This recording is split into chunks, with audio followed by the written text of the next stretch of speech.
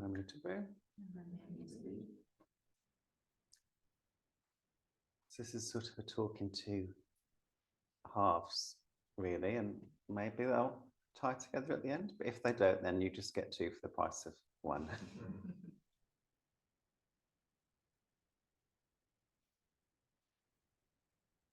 So I was quite approaching this talk earlier in the week. Well, let me go back even further.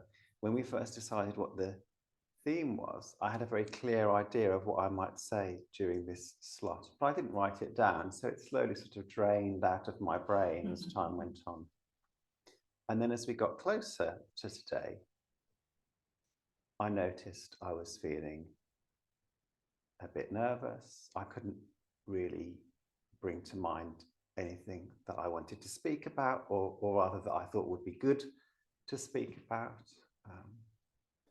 I was feeling quite de-skilled, and I tried to sort of trace back, aware of these feelings come from. Why am I suddenly feeling like I don't know anything about Buddhism, like I don't know how to sit in front of a group of people and speak? And earlier this week, we had a first-timers practice. And in my mind, as I was running through the different elements of the practice and the different things that I might say about them, I remembered something that I have said many times about making offerings to the shrine, which is the idea that the shrine in the temple comes from the old tradition of setting an extra place at the table for people that had died as a way of remembering them and bringing their spirit into the room. And then slowly that got formalized into kind of an ancestor shrine in the building. And then suddenly you've got the idea of shrines and bringing people's spirit into your life, which kind of makes sense. But I realized I suddenly doubted it. So I'll go Googling and looking up things and seeing if I can find like any connection between shrines and extra places at tables, and nothing at all appears. And there's a lot of things that, it's hard to believe this if you grew up with the internet, but there's a lot of things that aren't on the internet. So it doesn't mean that it's not true, just that I couldn't easily find it. And Google is much worse than it used to be, so it doesn't even mean that it's not on the internet. But that being said, I suddenly really doubted this fact. And it came from my old teacher, who I already have doubt in some of the things that I was taught. And I just felt really destabilized, like, oh, he didn't tell me a source for this fact. I can't check it. Maybe it's not trustworthy. What else have I been saying that might not be true? And it was quite destabilizing.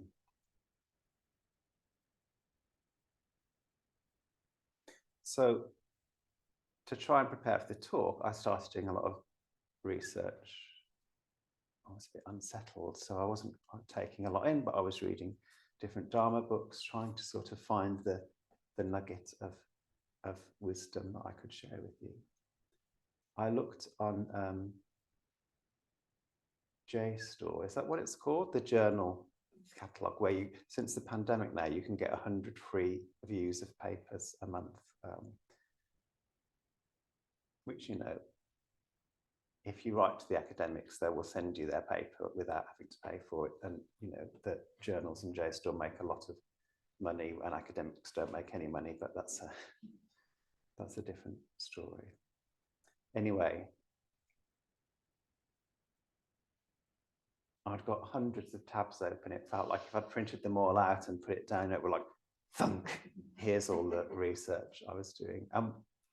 And I did start to feel like I knew things. I was like, oh yeah, this is familiar, this makes sense, you know, joining up with things that I'd already been told, and started to feel more settled.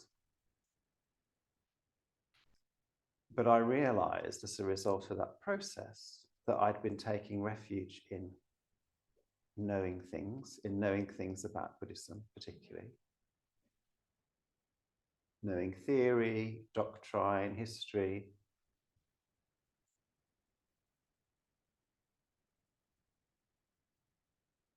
and also taking refuge in, and perhaps more taking refuge in, other people seeing me as somebody who knows things about theory and doctrine and practice, and taking refuge in the sort of person, being the sort of person who can sit here and give a particular kind of Dharma talk.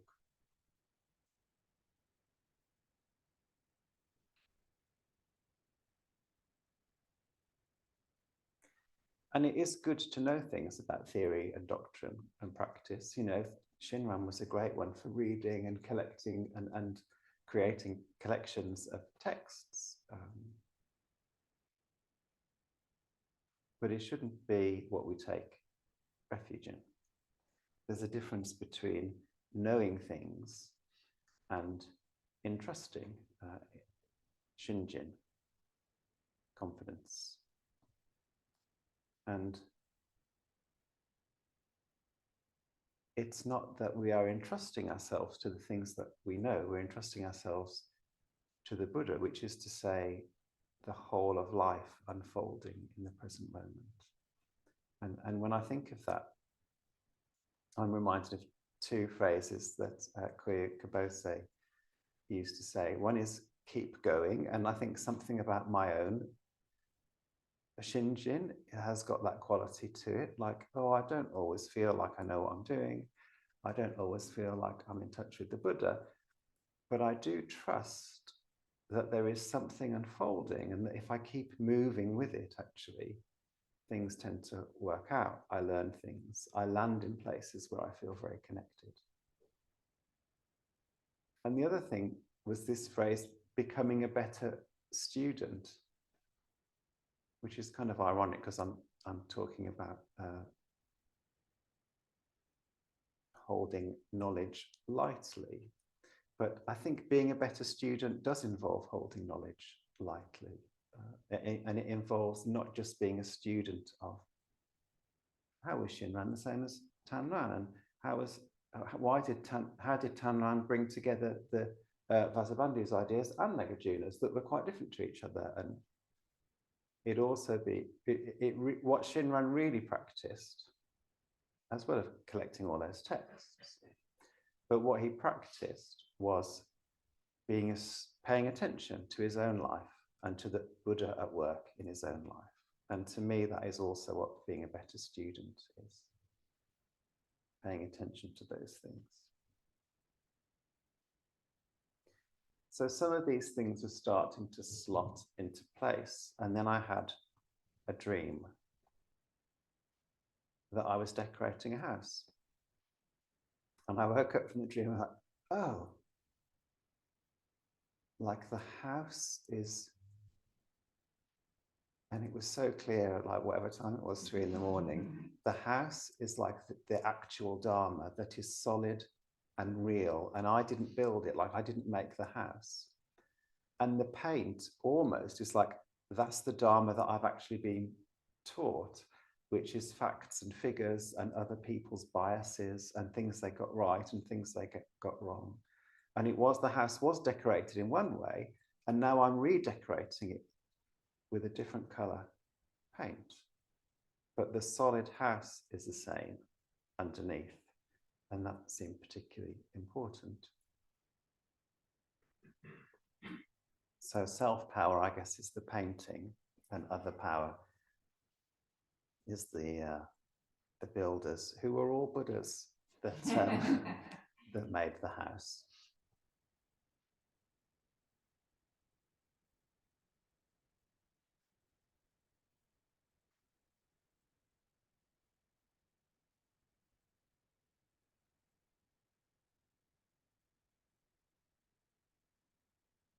So that's the first half. And this is the second half, which I think is some of what I wanted to say weeks ago when we set the theme, but I don't really know. I was just thinking about how the meaning of other power has changed through Buddhist history. And some of those early Pure Land Sutras like the sutra, larger Pure Land Sutra that Jame has been chanting, have such a clear and vivid description of Amida Buddha and the Pure Land. Here is a Buddha that is enormously tall, the color of kind of red gold, glowing with light, surrounded by jeweled trees and bathing pools that are made of jewels filled with lotuses of different colors. There's invisible instruments that play music.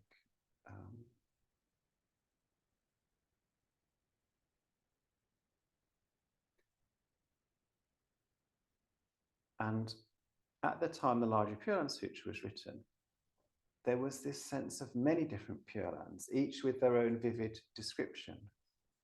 There's Medicine Buddha in their Pure Land. There's Kuan Yin in her Pure Land on the ocean. There's, hundreds of different Buddhas and Bodhisattvas in different places.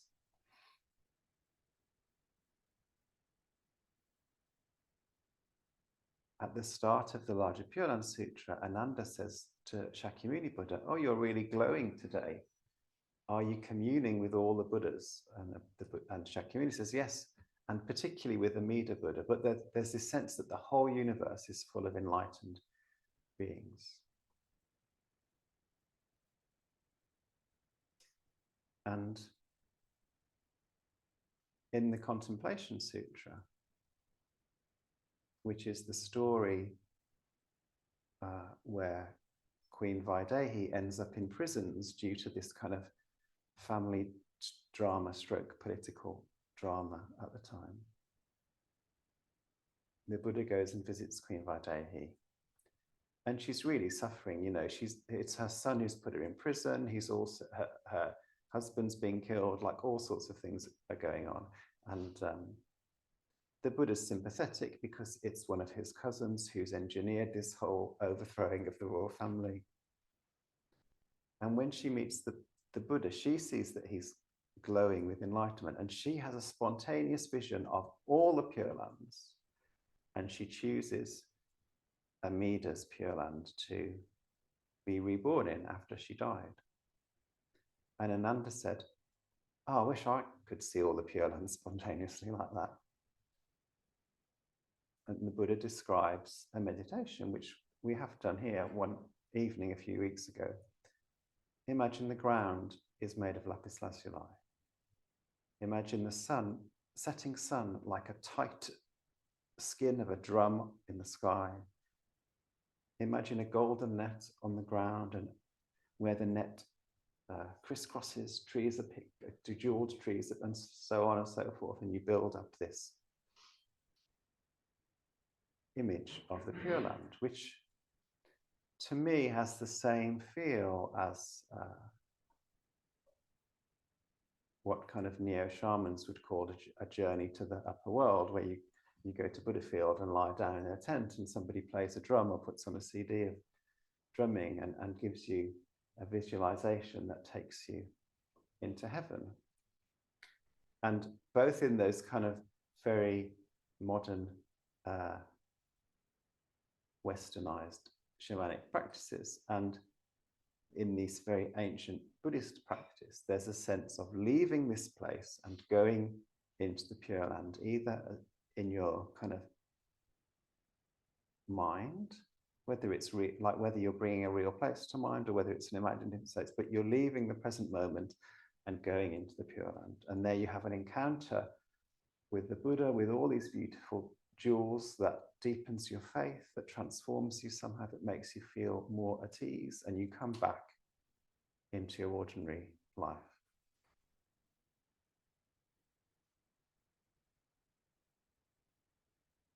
And when Honan was talking about the Pure Land, that's what he was talking about. There is somewhere that you go after death and that you can contact in this lifetime that has that kind of effect on you. And it's said that throughout his life, he had visions of this place. And when he died,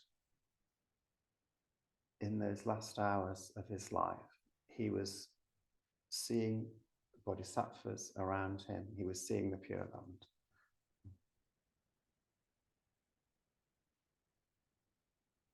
And then Shinran comes along, and certainly modern Pure Land Buddhist priests and academics understand Shinran as somebody who says the Pure Land is the same as enlightenment, is the same as nirvana. And that's a shift, because enlightenment, some people would say enlightenment is somewhere that you go to and then come back from, but I'm going to say it isn't that. Enlightenment isn't another place that you go to and then come back. It isn't like going and having a conversation with somebody and then coming back. It's something that happens in the midst of this life, in this world, in this realm. And what you wake up to is not just maybe the existence of Pure Lands and Buddhas, but you wake up to the whole universe, and you wake up to your own life in the midst of the whole universe. And you develop a compassionate response to the conditions of your own life.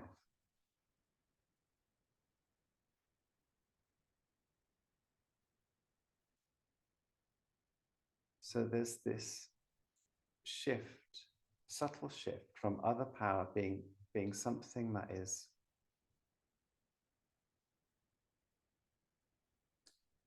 like an actual Buddha alongside you that supports you and brings you to enlightenment, to other power being enlightenment itself, or the whole universe being seen through enlightened eyes.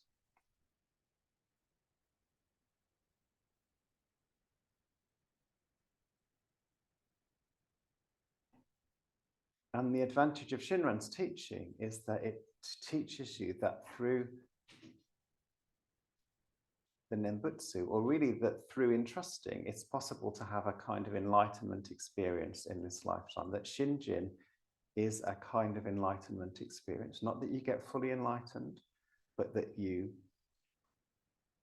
can accumulate more and a deeper and deeper experience of that through continued experiences of Shinjin, through continually deepening your faith. It is possible to become more loving and more kind whilst remaining foolish.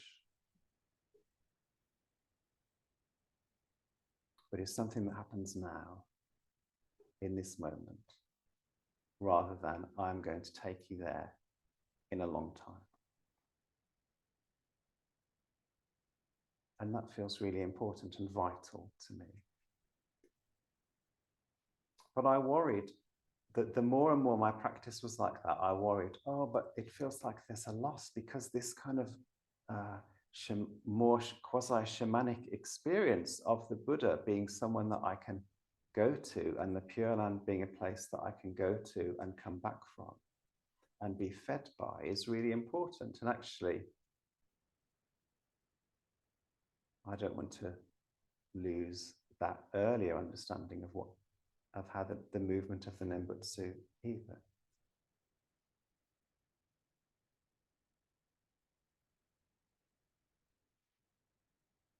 And yet, in some ways, ultimately, they're both the same, or the one can become a window onto the other. You know, I think, was it William Blake who talked about seeing the whole universe in the grain of sand? Or you could say that the Buddha is the grain of sand, and we see the world with enlightened eyes when we look at the world through the Buddha, or with the Buddha alongside us. Like the Buddha is a window into seeing the whole universe, into seeing the whole of nirvana.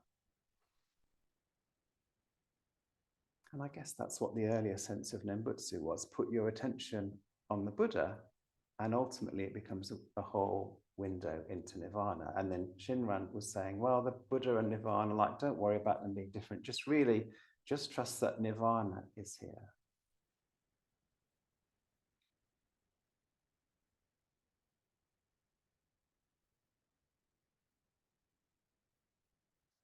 And I'm not saying one is better than the other, but just really wanting to bring to mind this sense of how the meaning of other power has changed through time, whether it's to do with, oh, this specific Buddha, which has a limited body and is limited in space and time, like the Buddha that sits on the shrine. I can't see that Buddha that sits on the shrine if I'm not in this room, apart from imagining it. And nembutsu brings that specific thing to mind. Or nembutsu allows me to open my heart to the whole universe, which isn't just that Buddha, which is everything. So you could say that for Shinran, the nembutsu becomes the Buddha. For Honen, nembutsu points him to the Buddha, and the Buddha is the window to enlightenment. For Shinran, nembutsu is the Buddha, that is the window to enlightenment. And it doesn't really matter, but they do have different feels to them. And I think there's something about just in your own practice, noticing like how you make sense of it, what works for you in this moment, how you make sense of all this mythological language, but ultimately perhaps trusting or knowing that all of what I've just said is different ways of painting the building, that the house is underneath that. And whether you think it's this specific doctrine or that specific meaning, like that's useful and supportive. But there is something beyond that, which is the real meaning of other power. And even when I say look at the universe with enlightened eyes, like I can't actually tell you what that is like. You just have to have an experience of it, and you can't have that experience completely unless you're a Buddha. But we can trust that it is there, even if we're only half seeing it. I was going to say like looking through a glass darkly or something, which I feel like is a quote from the Bible and probably means something in particular, so I won't say that because maybe there's some association I don't know about.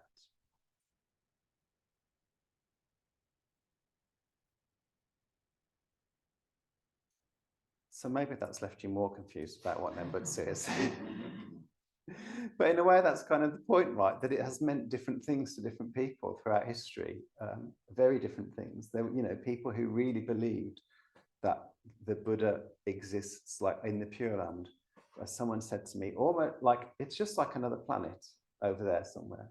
And there's people who believe that it's just a way of speaking about the experience of enlightenment. And there's a value in both of them, and neither of them can be completely true because they all come from human brains. And we're meant to be.